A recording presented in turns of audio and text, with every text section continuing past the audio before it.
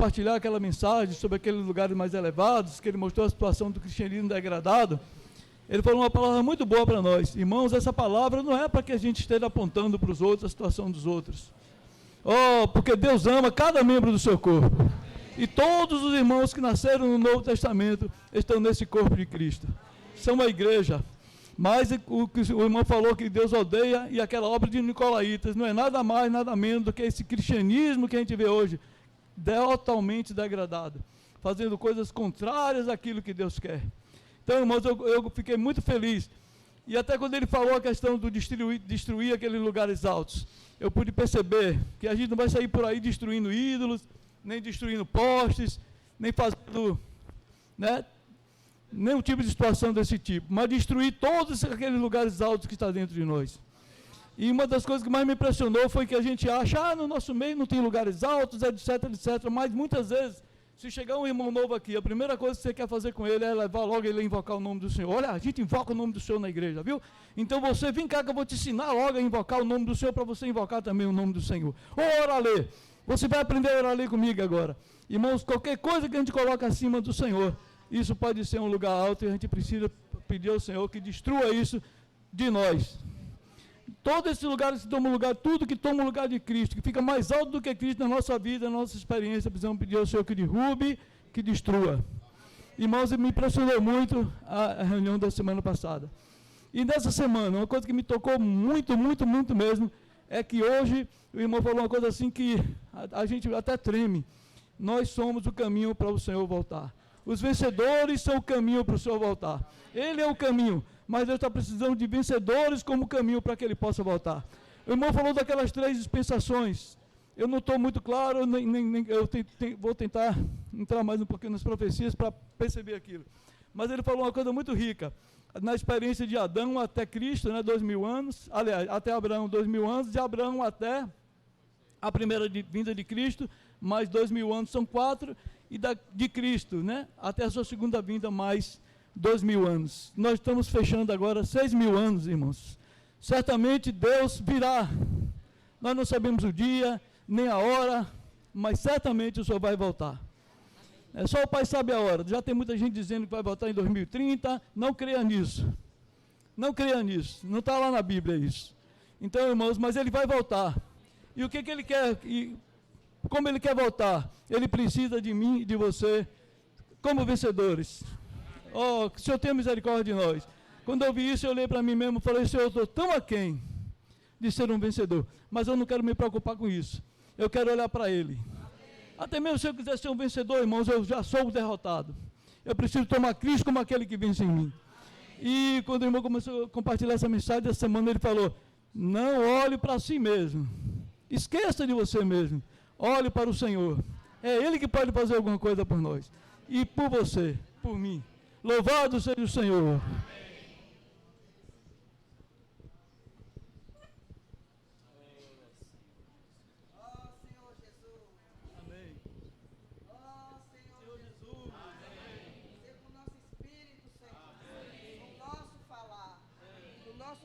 Seja o falar do Senhor. Ó Senhor Jesus. Irmãos, o que eu toquei nessa semana, no dia 5, dessa mensagem 12, é sobre José. Ó, como eu preciso. Ó Senhor Jesus. José foi alguém que se negou.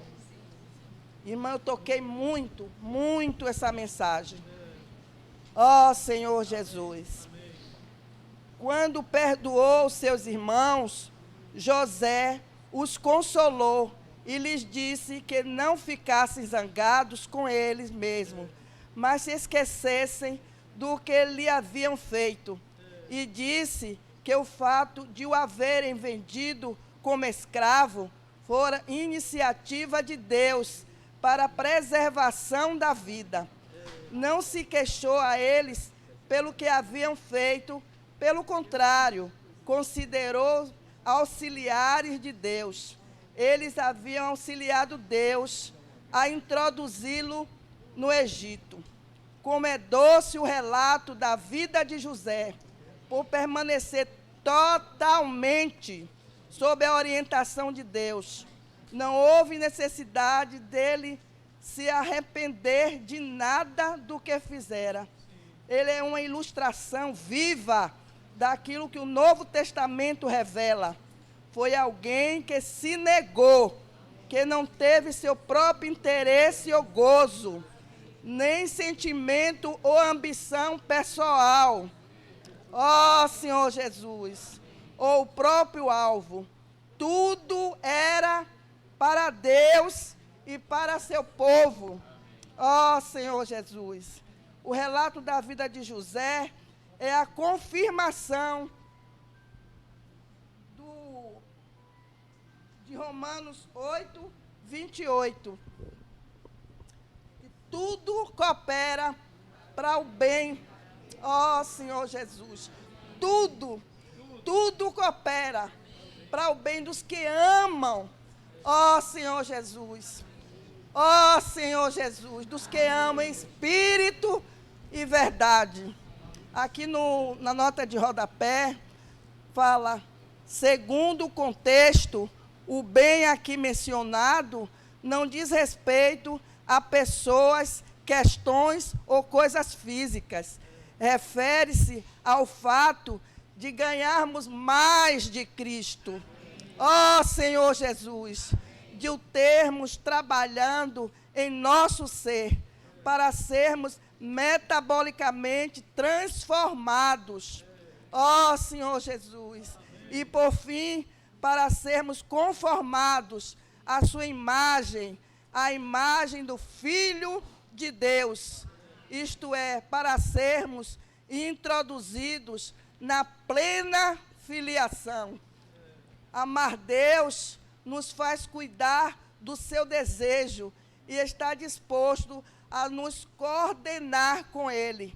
A obra de Deus requer a nossa coordenação, e a coordenação com Deus confirma que somos chamados por Ele segundo o seu propósito.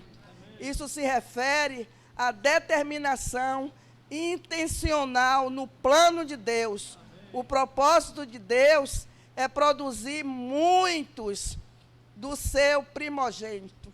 Ó Senhor Jesus, que essa palavra se torne rema no meu espírito, no nosso espírito.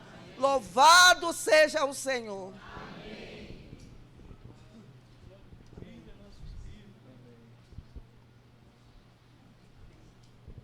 Amém, Jesus Senhor. Eu toquei nesse mesmo ponto com relação a José, né? José foi alguém que reinou em vida, né? Alguém que não buscou os seus próprios interesses. E o reinado dele, lá no Egito, era para suprir vida, para alimentar o seu povo, né? Também achei impressionante a questão do sonho, né? Ali, logo no início da vida dele, ele sonhou que os seus irmãos eram feixes cheios de trigo, né? E corpos celestes cheios de luz. Aqueles irmãos que posteriormente o venderiam, né, como escravo, eram esses feixes de trigo cheios de vida e corpos celestes cheios de luz, né? E aqui no RM fala que isso é a realidade do povo de Deus. Cada um de nós somos esses feixes cheios de vida e corpos celestes cheios de luz. Embora tenhamos nossas falhas, nossos defeitos, estamos num processo, num trabalhar constante do Senhor. Estamos nos tornando a Nova Jerusalém. E um cristão maduro é aquele que tem esse telescópio divino, que enxerga cada crente dessa maneira. Ó, irmãos, quanto precisamos amadurecer, né? E crescer em vida até este ponto, né? José também não foi alguém que buscou seus próprios interesses, mas todo o tempo buscava os interesses divinos, né? Tudo o que ele fez foi para seguir a vontade do Senhor, né? Ele também, aqui mostra, né, que para nós reinarmos em vida, nós precisamos estar sob a restrição e limitação da vida divina. Quando nós nos submetemos ao governo do Espírito, aí nós podemos reinar em vida, né? Senhor Jesus. Também sabemos que a história de José é o estágio final da vida do cristão, né? Nós sabemos que Abraão é o início da conversão, né? A questão da fé. Isaac foi alguém que só desfrutou, né? Quando nós cremos, nós desfrutamos ao máximo do Senhor. Mas então tem o trabalhar do Senhor, né? Jacó foi alguém que foi tocado na coxa, perseguido pelo seu irmão, passou por tantos sofrimentos. Mas, por fim, quando chegamos à maturidade, chegamos à história de José, né? Um cristão maduro. Precisamos avançar até chegarmos a essa experiência de reinar em vida, né? E para isso, irmãos, precisamos deixar o Senhor crescer em nós. Aqui fala que o reino é uma questão de vida. O Senhor se semeou em nós. Precisamos desfrutar dessa graça e mais graça, para que essa vida cresça, né? Aqui tem uma expressão no EM que fala: deixe o Senhor te abençoar. Amém. Aleluia! Amém. Que possamos ser abençoados para nos tornar esses vencedores, né? Que os trará o Senhor de volta. Amém.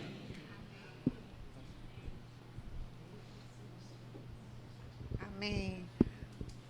Todo RM, todo esse final, todo esse livro, tem mensagens que a gente nem sabe, tanta coisa maravilhosa. Nós não podemos desfrutar todas as mensagens, mas algumas ficam mais no nosso coração. Eu fiquei muito impressionada essa semana com o caminho. Como ele diz aqui, já foi citado por outros irmãos, então eu pego aqui no dia 2, que fala: o livro de Apocalipse é um livro sobre os vencedores. A raça vencedora dá a Deus o sucesso para a sua economia. Temos de considerar onde estamos hoje, onde nós estamos hoje, nesse reino maravilhoso, né? Podemos dizer que estamos no Novo Testamento, mas isso por si só não é adequado. Temos de estar nos últimos 19 capítulos da Bíblia, em Apocalipse 4:22, do trono à Nova Jerusalém. Temos de ser aqueles que pertencem à raça vencedora. Segundo a economia de Deus, há apenas 4 raças na terra: a raça de Adão, a raça de Abraão, segundo a carne, a raça de Abraão, segundo o Espírito, e a raça dos vencedores. Devemos declarar pela fé que pertencemos à raça dos vencedores. Oh, aleluia! Como isso nos traz encorajamento. Pela fé.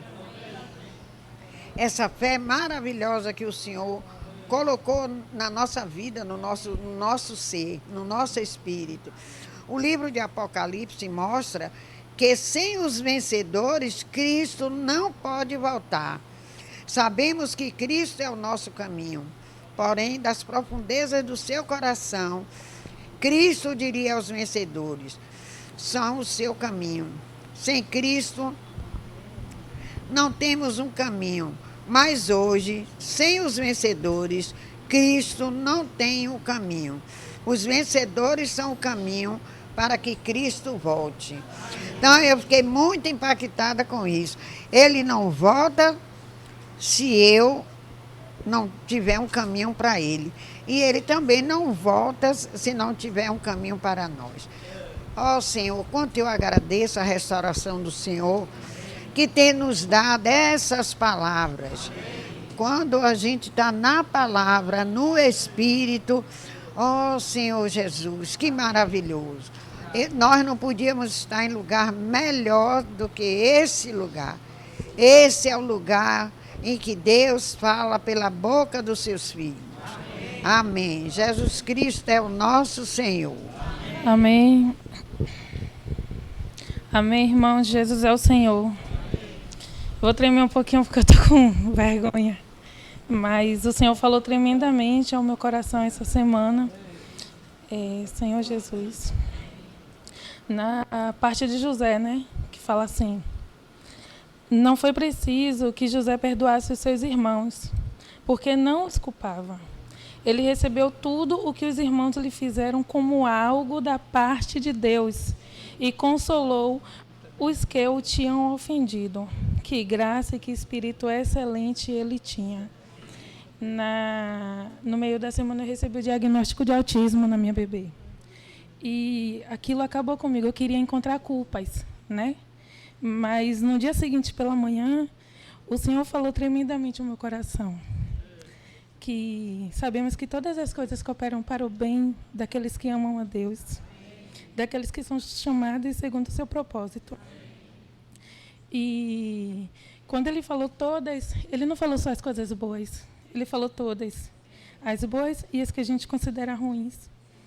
E eu entendi isso, que foi uma resposta do Senhor para mim naquele momento, né? Que são todas as coisas, irmãos, que devemos olhar as coisas com o olhar do Senhor, ainda as coisas ruins. E foi nisso que eu me apeguei durante esses dias. Olhei as coisas ruins pelo olhar do Senhor. E na nota de rodapé, fala assim, né? Do Romanos 8, 28, o 1 fala: o que inclui todas as coisas, todas as questões e todas as coisas. Então, são todas, irmãos. O que vocês estiverem passando, se apeguem ao Senhor e olhem com o olhar do Senhor. Algo de bom o Senhor tem para ensinar vocês. Amém. Senhor Jesus. Senhor Jesus. Eu ganhei na metade da semana o manancial, o Filho e a fonte, o Espírito e o rio que flui. Esse fluir resulta na vida eterna que é a Nova Jerusalém. A Nova Jerusalém é a totalidade de Deus, o Deus unido ao homem, do homem mesclado com Deus. Ontem, eu pedi um hino, está baseado nesse hino, 1191. Meu espírito possui viva fonte que flui. Deus triuno, fluido sem fim. Manancial é Deus Pai. O Cristo Filho jorrar. O Espírito que dá vida a mim.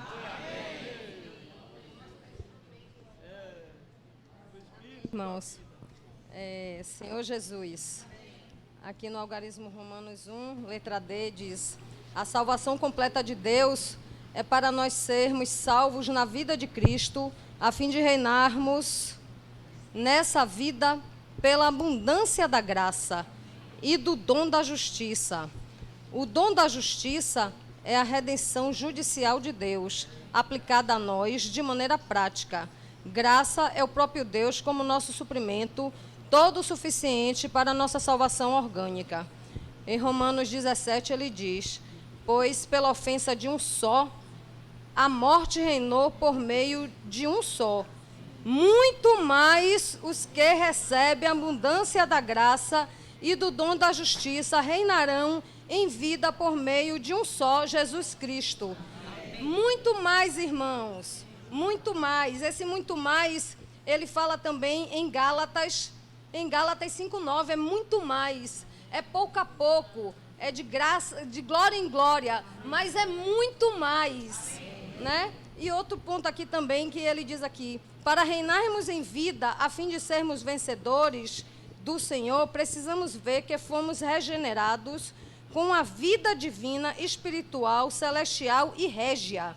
A vida é divina, é celestial, ela é régia, é uma vida real, né? E essa vida está em nós, né? Aí ele fala aqui, no dia 3, ele fala aqui: precisamos ser impressionados com o fato de que o reino de Deus não é uma questão de ensinamento, atividade, organização. Pelo contrário, o reino de Deus é o Deus triuno em sua encarnação, semeado em seus escolhidos para crescer e desenvolver-se neles, tornando-se um reino. Ele diz aqui também, irmãos, eu não posso deixar de falar isso aqui. Senhor Jesus, quando os escolhidos de Deus ouviram sua palavra e a receberam a semente, o gene do reino. Gene é uma unidade hereditária que ocupa uma localização específica do cromossomo e determina característica específica no organismo. Irmãos, esse gene está em nós. Amém. Louvado seja o Senhor. Amém. Amém, irmãos. Que bom, Xavier, que você abriu para a gente poder compartilhar acerca de alguma outra mensagem, porque eu queria justamente tocar em um aspecto da mensagem 4, cujo título é O Reino Esplêndido de Salomão tipifica o reino de Cristo. E eu queria ler um versículo para os irmãos que está no livro de Jeremias. Diz assim: Eis que vem dias, diz o Senhor, em que cumprirei a boa palavra que proferi à casa de Israel e à casa de Judá. Naqueles dias e naquele tempo, farei brotar a Davi um renovo de justiça. Ele executará juízo e justiça na terra. Naqueles dias, Judá será salvo e Jerusalém habitará seguramente. Hoje não está segura, né? Ela será chamada Senhor, Justiça Nossa. Porque assim diz o Senhor: nunca faltará a Davi homem que se assente no trono da casa de Israel. Depois que nós ouvimos essas 12 mensagens, fica a pergunta: quem é que está assentado no trono de Israel? A resposta é: ninguém. Por enquanto. Essa palavra aqui está se referindo à parte terrestre do reino milenar. Conhecemos bem sobre a parte celestial, onde fala que Cristo voltará com os seus crentes vencedores e se cumprirá essa palavra de Zacarias 14:4. Naquele dia estarão os seus pés sobre o Monte das Oliveiras, que está defronte de Jerusalém para o oriente. O Monte das Oliveiras será fendido pelo meio para o oriente e para o ocidente, e haverá um vale muito grande. Metade do monte se apartará para o norte e a outra metade para o sul. Fugireis pelo vale dos meus montes, porque o vale dos montes chegará até Azal. Sim, fugireis como fugistes do terremoto nos dias de Uzias, rei de Judá. Então virá o Senhor e todos os seus santos com ele. Você já foi a Jerusalém? Poucas pessoas aqui foram. Se você não foi, busque ser um vencedor, porque você vai. Se você for um vencedor, a sua passagem já está comprada, já está garantida. Isso aqui se refere à parte celestial do reino milenar. Mas o irmão James Lee, ele tocou bastante nessa mensagem 4, onde ele falou sobre o reino de Cristo e falou sobre a parte terrestre. Essa parte terrestre é muito pouco divulgada. Irmãos, quando nós olhamos a genealogia de Mateus, do Senhor, em Mateus capítulo 1, nós vamos perceber que o Senhor é a 42ª geração. E nós somos que geração? A 42ª geração. Porque nós estamos onde? Nele, em Cristo. Quando nós olhamos a história dos reis, agora vamos olhar um pouquinho a história dos reis. Quantos reis Israel teve? Vamos lá. Israel teve 3 reis do Reino Unido. Teve 19 reis do Reino do Norte. E 19 reis do Reino de Judá. À exceção de Atalia, que foi uma rainha que usurpou o trono. Faça as contas, quantos dá? 38 com 3. Quem é o 42º rei? Cristo. Eu senti um pouco de vacilar. Cristo é o 40º e último rei. Amém. E os vencedores são o quê? O 40º e último co-reis com Cristo. Onde ele está, nós estamos. Então, quando o Senhor voltar, isso precisa ficar bem claro para nós. Ele voltar com os seus santos vencedores, ele vai estabelecer o seu QG em Israel. E vai ser necessário ser restaurado o trono de Davi para se cumprir esta profecia que eu acabei de ler.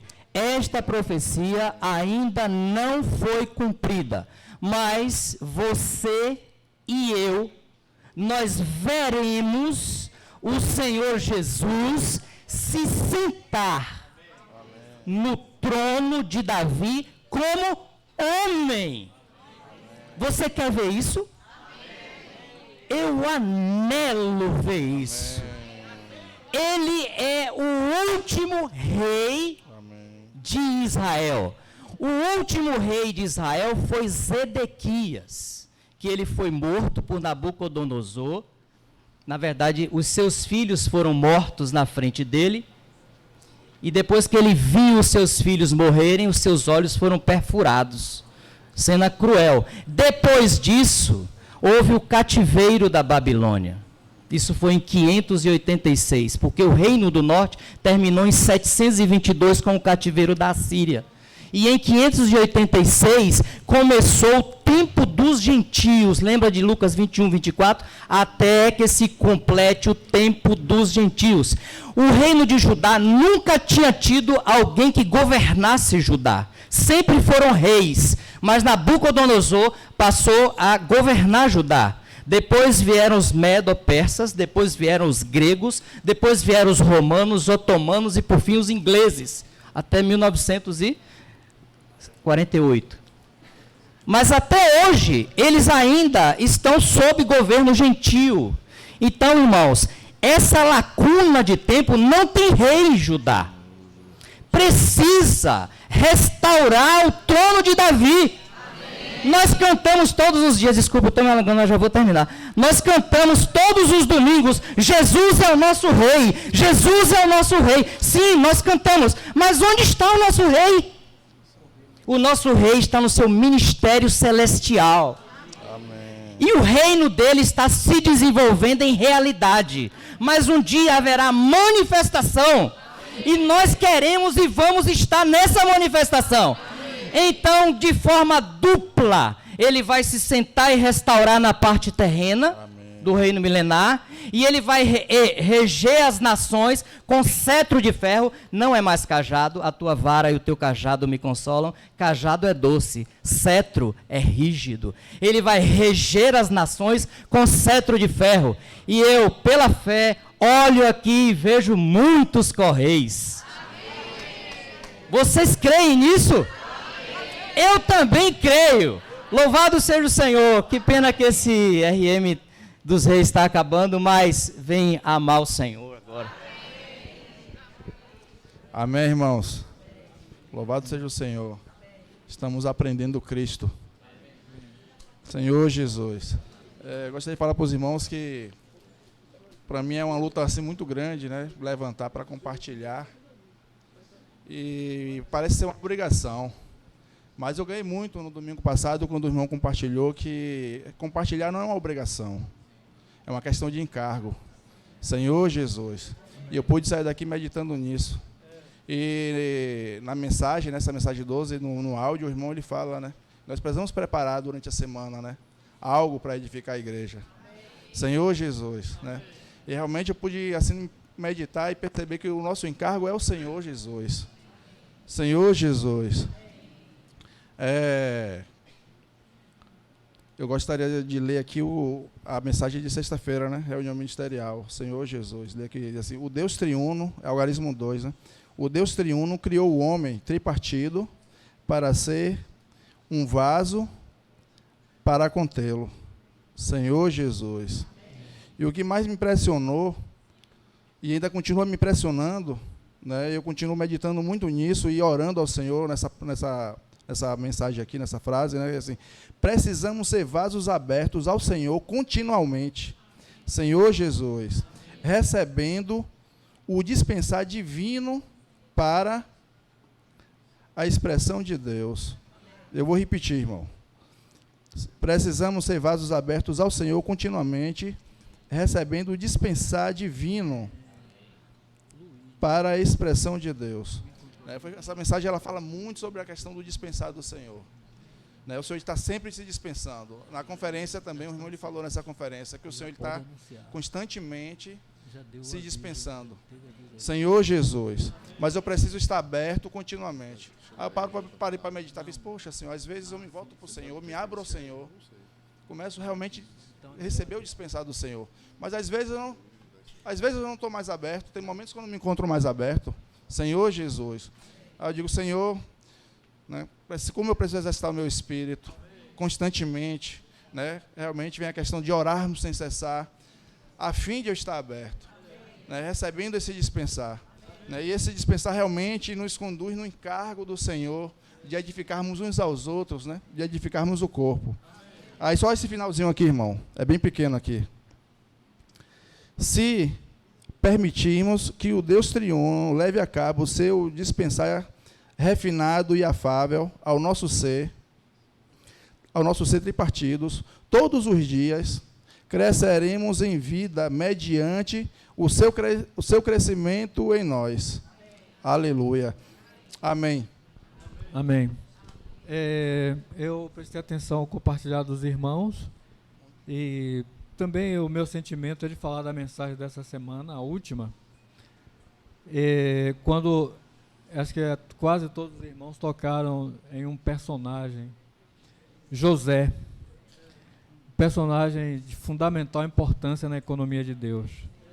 Podemos ver isso, né? Ele, como o John falou aqui muito bem,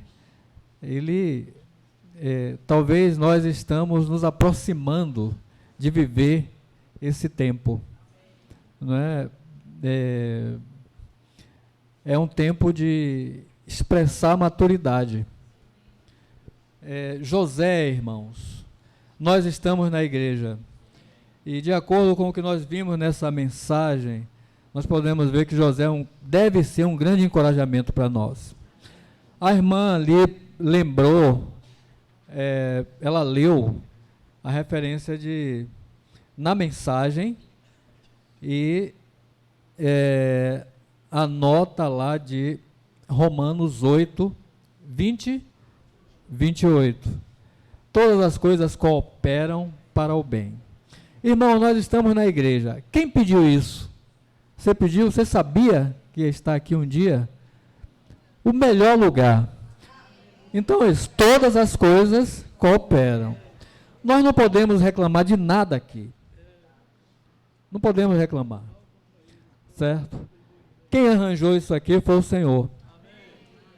Vivemos em um ambiente de várias pessoas diferentes, que pensam de maneira diferente, níveis sociais diferentes, culturais, uma série de detalhes. Né? Até mesmo de nações diferentes, às vezes tem, né? Mas nós precisamos aproveitar isso. José é um vencedor.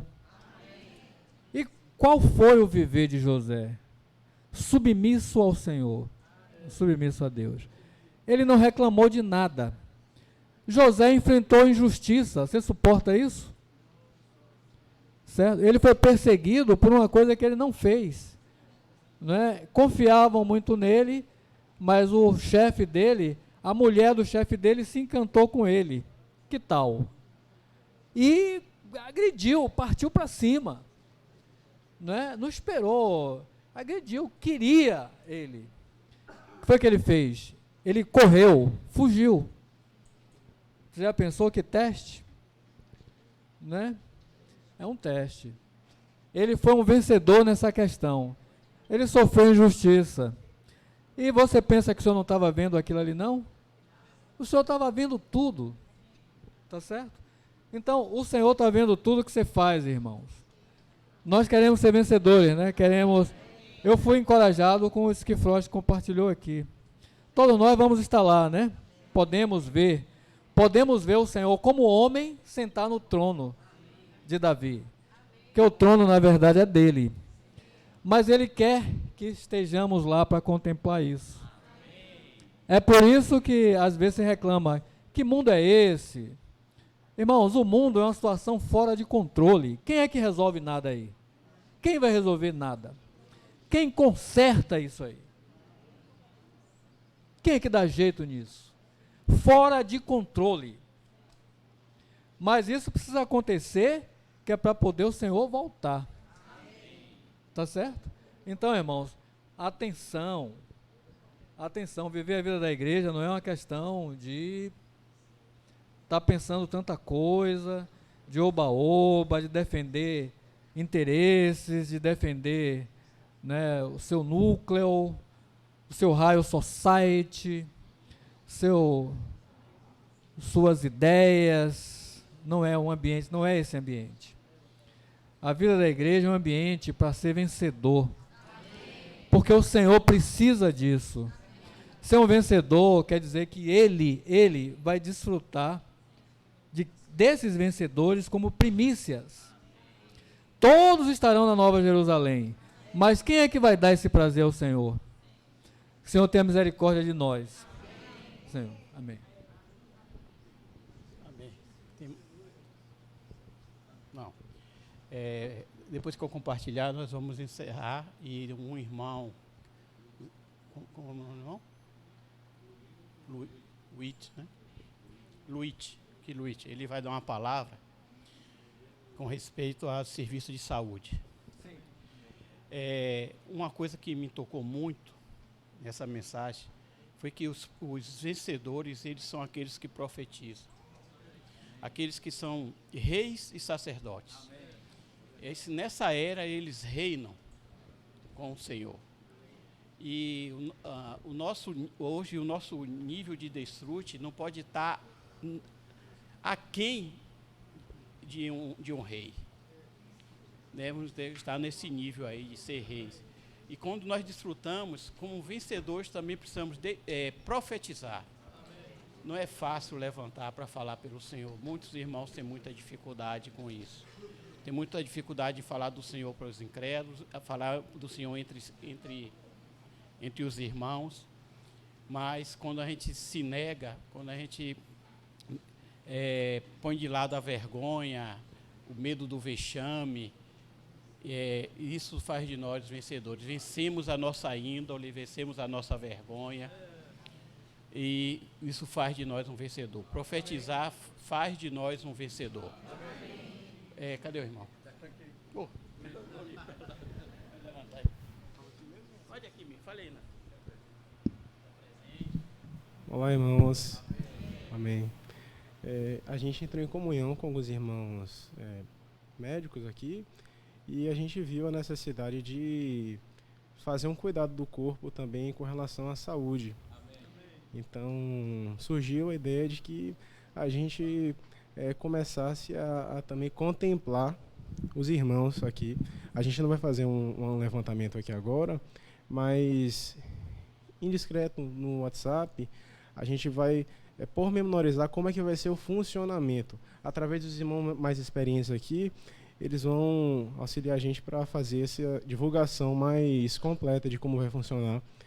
A gente vai fazer um serviço que os irmãos aqui que têm algum problema de saúde, hipertensos, diabéticos, irmãos que fazem uso de medicamentos controlados também, eles sejam poupados de alguma forma com relação aos gastos desses medicamentos, e a gente vai tentar prestar também uma assistência ao cuidado dos irmãos com relação a alguns exames também. A gente vai conversar com os irmãos Esdra, irmão Murilo, que também está à frente, e os demais irmãos médicos também que quiserem participar e se juntar conosco para tentarmos estruturar uma forma agradável e adequada para que a gente consiga levar medicamentos, alguns dos medicamentos que a gente que trabalha no SUS, a gente consegue trazer de forma gratuita para os pacientes, né? Remédios de pressão, remédios de açúcar, de gordura no sangue, alguns remédios controlados também, né? Que irmãos que estão em situação de saúde mental aí que também precisam de uma assistência para não ficarem gastando com esse custo adicional. Então, a gente vai amadurecendo ainda como vai funcionar esse serviço, mas hoje é um momento só para anunciar esse início aí. Amém, irmãos.